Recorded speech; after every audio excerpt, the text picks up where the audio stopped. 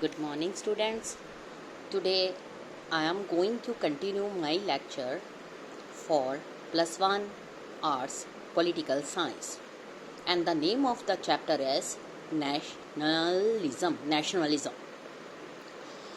Yesterday we have read that how India got his freedom. India got his freedom with the struggle of so many freedom fighters, nationalists. Now let us start. The process of redrawing state boundaries continued to take place. 1960 अगर हम बात करें, even apparently stable nation state have been confronted by nationalist demand pushed forward by groups as regions, and these may include demands for separate statehood. When India got its freedom, तो सबसे major जो challenges थे वो हमारे यहाँ पर constitution maker के सामने आए, गवर्नमेंट के सामने आए. उनमें से था illiteracy, poverty, population, and the major responsibility upon the shoulders of the government of the country is that making the boundaries, making the states. When Britishers left India, there are so many princely states. Now, when India got freedom, the nationalists demanded separate state depend upon language. Today, अगर हम बात करें, बहुत सारे parts of the world we witness nationalist struggles that threaten to divide existing states. Such separatist movements जो है developed among the Quebecers in Canada, ठीक है, Basque in northern Spain, Kurds in Turkey and Iraq, Tamils in Sri Lanka, and among other. जब nationalist feeling आई या state boundaries की अगर हम बात करें, तो पूरे वर्ल्ड में बहुत सारी कंट्रीज़ ऐसी थी जिनको एक थ्रेट हो गया कि बहुत सारी जो स्टेट उनमें आती हैं वो बिल्कुल सेपरेट हो जाएंगी. लैंग्वेज ऑफ नेशनलिज्म जो है also used by some groups in India. Arab nationalism जो है hope to unite Arab countries in a pan Arab union, but separatist movements like Basque Kurd struggles to divide existing state. कुछ state तो ऐसी थी जो freedom fighters की struggle के दौरान न्यू स्टेट्स बनाई गई. अभी वो एग्जिस्ट नहीं कर रही थी, उनको न्यू स्टेट्स लैंग्वेज के अकॉर्डिंग बना दिया गया. लेकिन कुछ स्टेट ऐसी भी थी जो एग्जिस्ट कर रही थी, लेकिन उन्होंने अपने आप को लैंग्वेज के आधार पर डिवाइड करना शुरू कर दिया. We may all agree that nationalism is a powerful force in world even today. But ये difficult है उस चीज़ तक पहुंचना. Agreement regarding the definition of terms like nation or nationalism. Nation होता क्या है? Why do people form nations? And to what do nations aspire? Why are people ready to sacrifice and even die for their nation? Why and in what way are claims to nationhood linked to claims to statehood? Do nations have a right to statehood or national self-determination? Or can the claims of nationalism be met without conceding separate statehood? In this chapter, we will explore some of these issues. Let us look after this cartoon.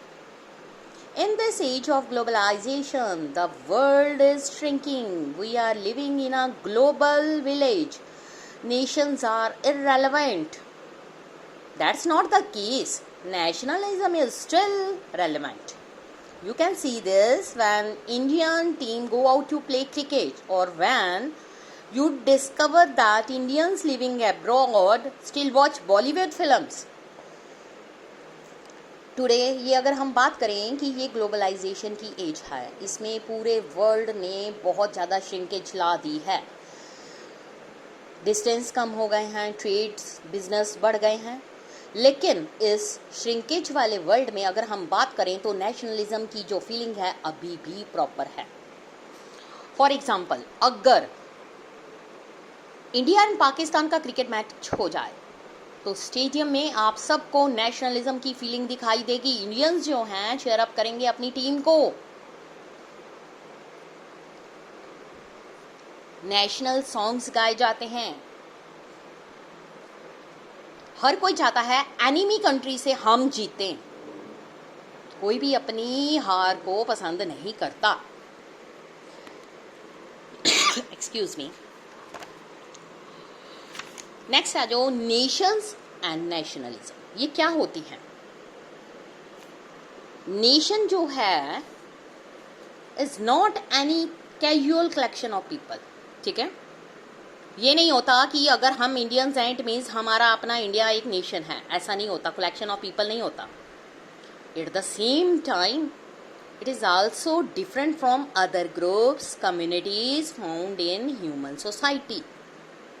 It is different from family, which is based on face-to-face relationships with each member, having direct personal knowledge of the identity and character of others.